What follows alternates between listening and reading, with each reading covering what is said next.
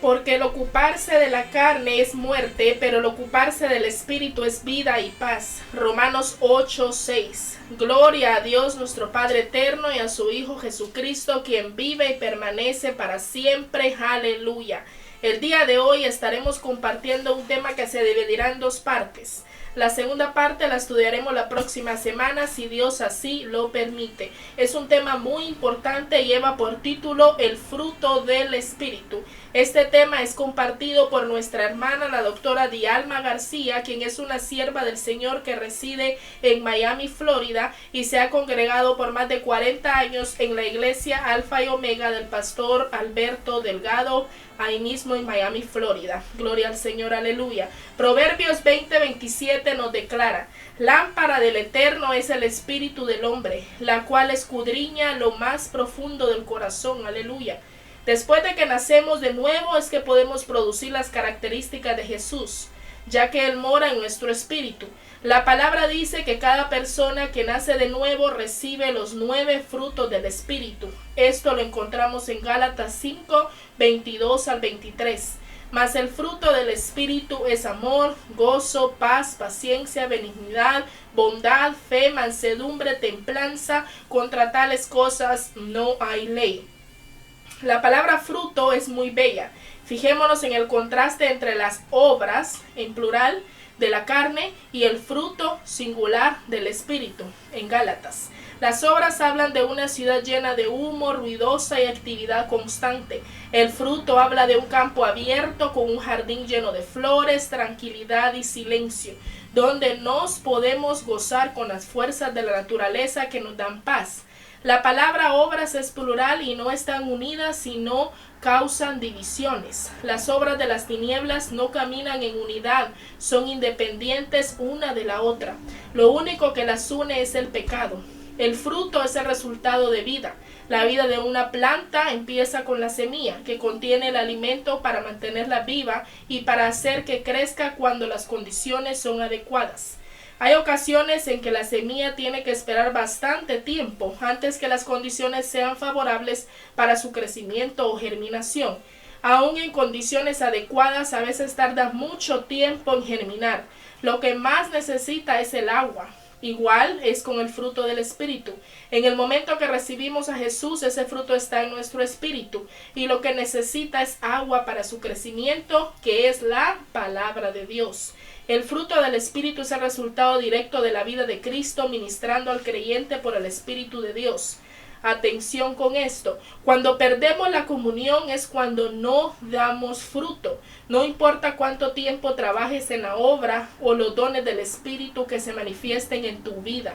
Filipenses 1:11 nos declara: llenos de frutos de justicia que son por medio de Jesucristo para gloria y alabanza de Dios.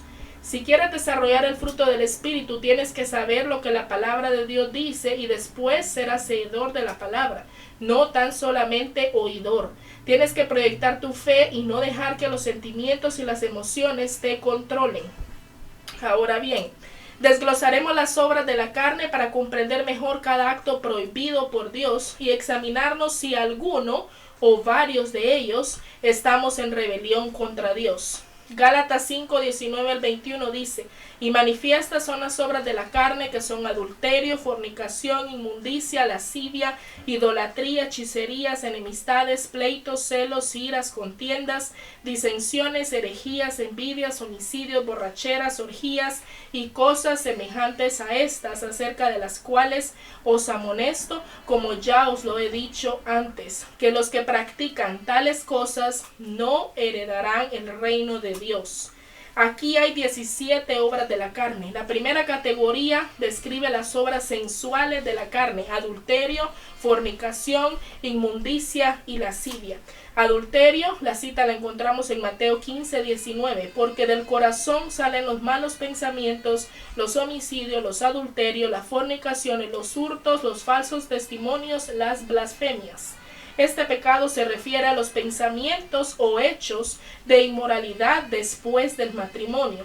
Adulterio viene del deseo carnal de gratificación física sin ninguna responsabilidad espiritual y expresa la rebelión de la carne contra Dios y su ley. Es un golpe duro a la santidad del matrimonio. Fornicación, Marcos 7:21, porque de dentro del corazón de los hombres salen los malos pensamientos, los adulterios, las fornicaciones, los homicidios.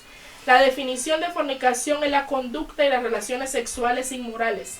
Incluye el complacerse en fotos, películas o publicaciones pornográficas, tener cópula carnal fuera del matrimonio, y es una violación de la ley moral de Dios antes del matrimonio. Viene del deseo carnal de gratificar apetitos carnales sin la responsabilidad del matrimonio y la necesidad de la aprobación de Dios. No hay lugar ni excusa para la fornicación en el plan de Dios. ¿A qué le suena esto? La palabra griega es porneia. Atención a eso, por favor. Inmundicia, también en Marcos 7:21, son pensamientos impuros y malvados, cuentos sucios, deseos llenos de lujuria, deseos de leer cosas pornográficas. Este pecado viene del deseo carnal de gratificar el apetito sensual a través de pensamientos y palabras en conflicto con la naturaleza santa de Dios y su plan divino. Lascivia, Marcos 7:22. Este pecado representa la práctica de promover deseos carnales e impuros que no se pueden satisfacer con la aprobación de Dios. Tú puedes provocar este pecado con tu manera de vestir, de hablar, de reír o de mirar. Lascivia significa propensión a los deleites carnales. La segunda categoría son las obras religiosas de la carne. Idolatría. Este pecado es la carne rebelándose contra la adoración al único Dios. Idolatría toma lugar cuando físicamente o mentalmente ponemos algo o a alguien antes que a Dios. Este pecado viene del deseo de escoger al Dios, con D minúscula, que da gratificación a nuestra carne en vez de doblar rodillas delante del Dios verdadero. Hechicerías. Este pecado viene del deseo de buscar los misterios del mundo espiritual en curiosidades de rebelión. Este pecado incluye el reino completo de las tinieblas, todo lo oculto, cartas de tarot, espiritismo, astrología y otras cosas más. La palabra griega aquí es pharmakeia, de donde sacamos la palabra farmacia, y se refiere a drogas. En tiempos antiguos, los que practicaban esta abominación usaban drogas para adorar ídolos. La tercera categoría son los pecados emocionales de la carne. Enemistades. Este pecado se expresa en los sentimientos de amargura, contienda y odio hacia otra persona. Es un pecado contra la palabra de Dios que nos dice que nos amemos unos a otros.